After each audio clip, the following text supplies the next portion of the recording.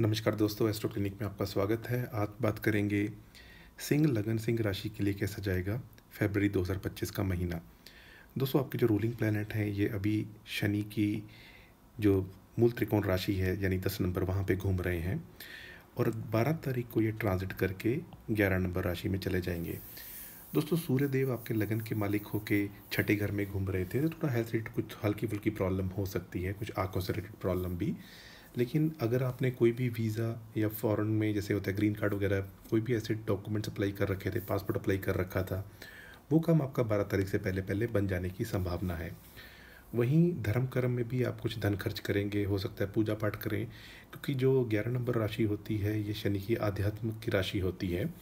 और जब सूर्य छठे घर में है तो वो वैसे ही 12th हाउस को देख रहे हैं, यानी कि धर्म के ऊपर इंसान पैसा कुछ खर्च कर सकता है और वो करना भी चाहिए।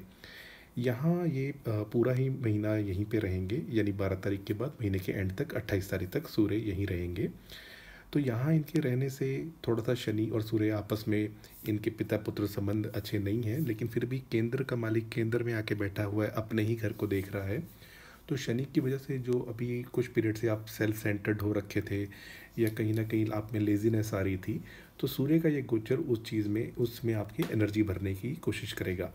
बिजनेस पार्टनर के साथ और कहीं ना कहीं स्पाउस के साथ मनमुटाव ना हो, उसका थोड़ा ध्यान रखिएगा। तो सूर्य के बाद बात करते हैं आपके नेक्स्ट इंपॉर्टेंट प्लेनेट की, जो बन जाते हैं गुरुदेव। गुरु जो हैं ये इस महीने वक्री से मार्गी होंगे, जो आपके लिए एक बहुत ही अच्छी सूचना है। ये आपके चलायमान है 10th हाउस में, तो लक्ष्मी स्थान का मालिक यानी त्रिकोण का मालिक केंद्र में है, तो एक बहुत ही अच्छी स्थिति बन जाती है। स्पेशली यहाँ आके ये आपके जॉब रिलेटेड चीज़ें, अगर आप मल्टीनेशनल कंपनी में हैं या कोई ऐसे डिप्लोमेसी में काम करते हैं जो लोग मल्टीपल कंट्रीज़ में जाते हैं, तो उन लोगों के लिए ये बहुत अच्छी स्थिति बन रही है, यानी जॉब में भी स्थिति अच्छी है और उन लोग के लिए भी अच्छी है। ये मैं क्यों कह रहा हूँ, क्योंकि गुरु चंद्रमा के नक्षत्र में है, चंद्रमा आपके 12वें भाव के मालिक हैं और चंद्रमा सवा 2 दिन में ही राशि परिवर्तन करते हैं। तो फॉरेन कंट्रीज़, मल्टीनेशनल कंपनी या वैसे ही आप जॉब कर रहे हैं तो ये बहुत अच्छी स्थिति बन जाती है। वहीं देखा जाए, क्योंकि गुरु आपके 8वें घर के भी मालिक हैं और यहाँ बैठे हैं, तो जॉब में कुछ चेंजेस भी हो सकते हैं। जैसे जॉब में आपके बॉस चेंज हो गए, आपके कोलीग्स चेंज हो गए, आपका टीओआर चेंज हो गया, डिलीवरेबल चेंज हो गया। पहले आपका कॉन्ट्रैक्ट साल का था, अब 3 महीने का हो गया, तो कुछ चेंजेस जॉब में आपको दिखाई देंगे। लेकिन वैसे आने वाला समय आपके लिए शुभकारी ही है। आगे बढ़ते हैं, बात करते हैं आपके नेक्स्ट इंपॉर्टेंट प्लेनेट की, ये बन जाते हैं मंगल देव। दोस्तों, मंगल देव जो हैं ये पिछले 1-2 महीने से आपको लग रहा होगा कि मेरा भाग्य साथ ही नहीं दे रहा, पता नहीं मेरे साथ क्या हो रहा है, करियर में क्या हो रहा है, मैं कुछ चीज़ें प्राप्त करना चाहता हूँ, मेरी वो चीज़ें प्राप्त नहीं हो रही, इच्छा पूर्ति नहीं हो रही, सुख सुविधा के साधन नहीं आगे बढ़ रहे। तो ये जितनी भी आपकी स्थितियाँ थी वो इसलिए थी क्योंकि भाग्य का मालिक 12वें घर में जाके नीच का होके रखा था। और ये मैं आपको 3 एग्जाम्पल देता हूँ। पहला तो ये कि जो मंगल क्योंकि नीच के हो रखे थे, तो अभी जो आपने रिसेंटली प्लेन क्रैशेस वगैरह की सूचना सुनी होगी, तो वो मंगल नीच होने की वजह से ऐसी घटनाएं हुई हैं। या कैलिफोर्निया में अभी आग लग गई है, तो ऐसी घटनाएं भी मंगल की नीच होने की वजह से होती हैं। या अभी मैंने रिसेंटली सैफ अली खान जी का वीडियो बनाया था उनके एस्ट्रोलॉजिकल बर्थ चार्ट का, तो वो भी आप जाके देख सकते हैं, कहीं ना कहीं मंगल का रोल वहाँ भी आ जाता है। अब इस महीने क्या होगा कि मंगल क्योंकि आपके 11th हाउस में आए हैं, ये इच्छा पूर्ति का घर होता है, तो भाग्य से इच्छा पूर्ति का योग बन जाता है। और ये 23 तारीख के बाद आपको अच्छा रिजल्ट मिलेगा, यानी भाग्य का पूरा जो सपोर्ट है वो आप 23 तारीख के बाद देखेंगे। अगर आप जॉब में या अपने सुख सुविधा के साधनों में चेंजेस करना चाह रहे थे, उसमें जो भी रोड़े अटक रहे थे, 23 तारीख के बाद वो क्लियर होते हुए दिखाई देंगे।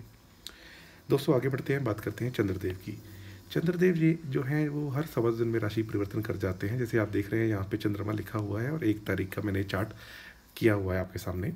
तो चंद्रमा जब भी इन जनरल 4 8 12 में हो, वो दिन अच्छे नहीं माने जाते इन जनरल। आपके केस में तो ये नीच के ही हो जाएंगे 20-21 तारीख को। तो इस दिन में आप विशेष अपने घर का वातावरण अच्छा रखें या अपनी मदर से मनमुटाव ना हो, तो उसका ध्यान रखें। इमोशनल लेवल पे भी थोड़ा आप लो फील करेंगे। 1, 2 और 3 तारीख को ये आपके 8वें घर से गोचर कर रहे होंगे, तो 8वां गोचर तो अच्छा नहीं माना जाता, आप जानते ही हैं। तो यहाँ पे भी आप ध्यान रखें। और 10-11 को ये अपनी ही राशि में होंगे, तो ये फिर भी आप इसको कैलेंडर पे मार्क कर सकते हैं, लेकिन खर्चे थोड़े अधिक होंगे इन दिनों में। तो ये डेट्स का आप थोड़ा ध्यान रखें, बाकी डेट्स अच्छी जाएंगी।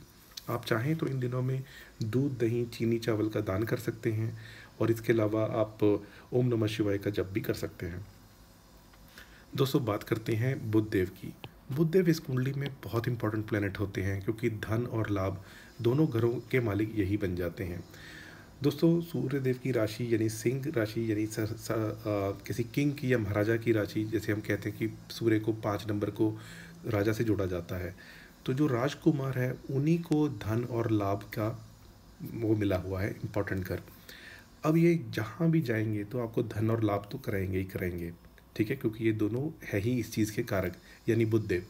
महीना स्टार्ट होने पे छठे घर में है, लोन लेना चाहते हैं इजीली मिल जाएगा।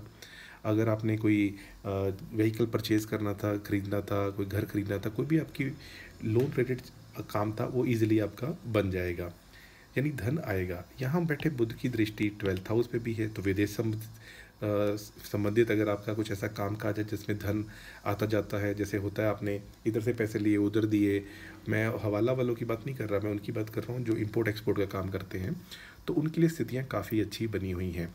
11 तारीख को बुध आ जाएंगे 11 यानी आपके सप्तम स्थान में, और 27 तारीख को आपके अष्टम स्थान में चले जाएंगे, जहाँ पे वो नीच के होंगे और उनका नीचभंग राजयोग भी बनेगा। बिजनेस से धन बढ़ता हुआ दिखाई देगा। स्पाउस का भी धन आगमन के स्तोत्र बढ़ेंगे, कहीं ना कहीं आप उनके साथ मिलकर बिजनेस करते हैं। जैसे मैंने अभी शाहरुख खान जी की कुंडली बनाई थी, तो उनके भी 7th हाउस में ही शनि है। तो ऐसे पीरियड में स्पाउस के साथ कुछ भी आप काम स्टार्ट करते हैं उसमें धन आगमन के स्तोत्र बढ़ जाते हैं।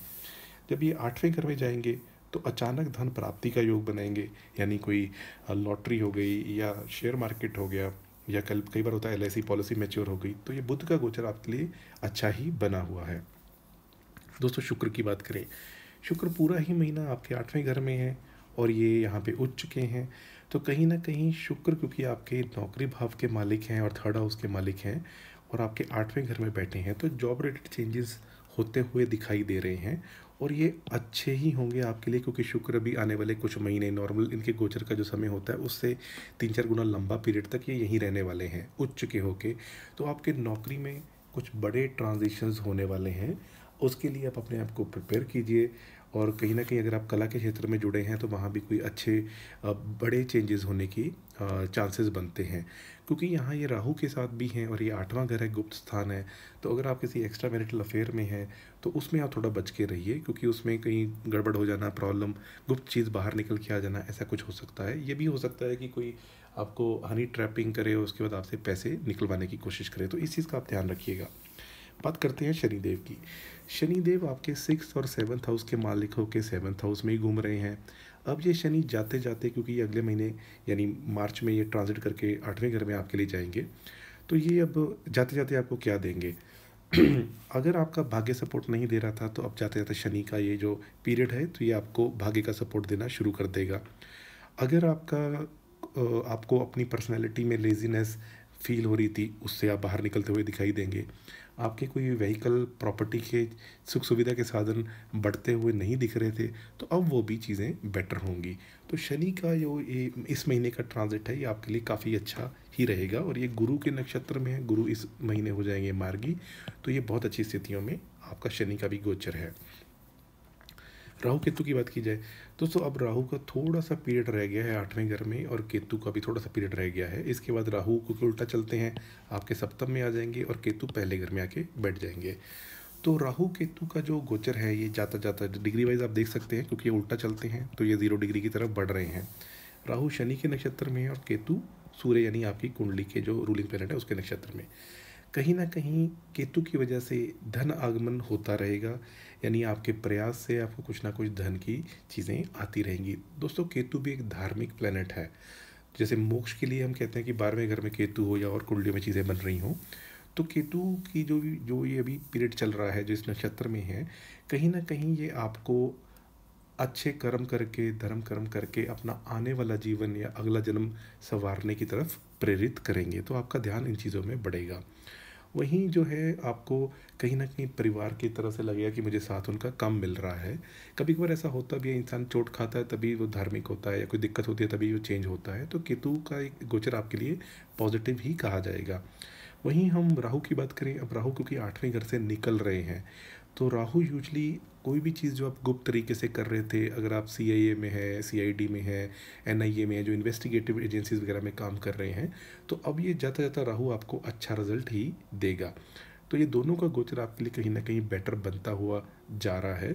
आने वाले महीने में मैं थोड़ा सा पीरियड बताऊंगा जब आपको ध्यान रखना है, लेकिन इस महीने की बात की जाए तो ये गोचर आपके लिए अच्छा ही बना हुआ है।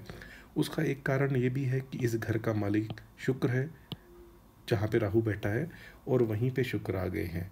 और इस घर के जो इस घर का मालिक गुरु है, जो एक केंद्र स्थान सबसे बली स्थान में बैठा हुआ है, और इसके जो मालिक हैं शुक्र, वो यहाँ आ गए हैं और उच्च के हो गए हैं।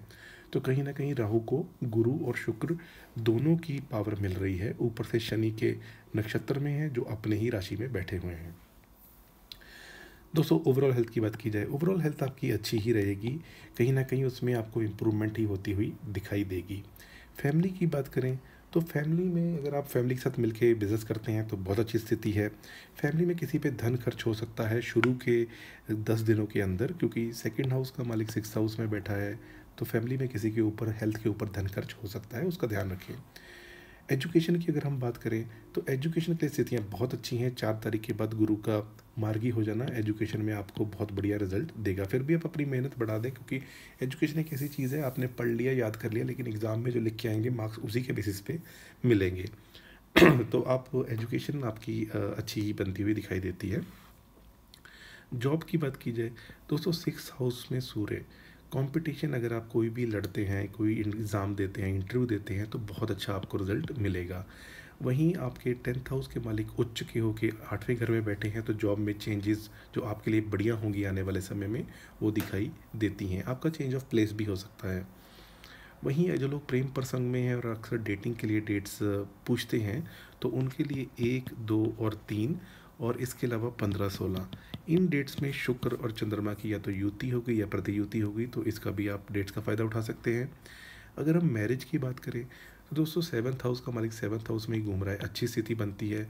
योग कारक जो गुरु हैं, इनकी दृष्टि फैमिली स्थान पे है, चौथे घर में है और छठे घर में है, तो कहीं ना कहीं सुख सुविधा बढ़ाने की कोशिश करेंगे। वैसे भी मैरिज होना सुख सुविधा बढ़ाने की ही कोशिश होती है। और इसके अलावा शुक्र जो हैं वो अभी उच्च के हो गए हैं, तो आपकी कुंडली में अगर स्थितियाँ अच्छी बनती हैं, तो महादशा अंतर्दशा अच्छी है, तो मैरिज का योग बन सकता है।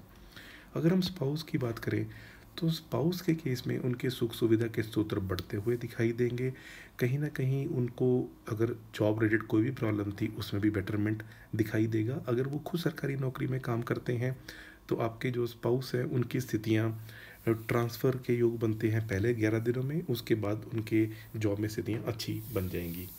अगर हम फाइनेंसिस की बात करें तो उसके लिए पीरियड बहुत अच्छा है, पैसा आता रहेगा, चाहे आप लोन लेके करें, चाहे जॉब से हो, चाहे कहीं और से हो, तो पैसे के स्रोत आपके बढ़ते हुए दिखाई देंगे। बस आपको जॉब ऐसा नहीं करना कि मैं गुस्सा आ गया और जॉब छोड़ दी, वो चीज़ नहीं करनी, अदरवाइज़ आपके फाइनेंसिस की चीज़ें दिक्कत वाली नहीं है।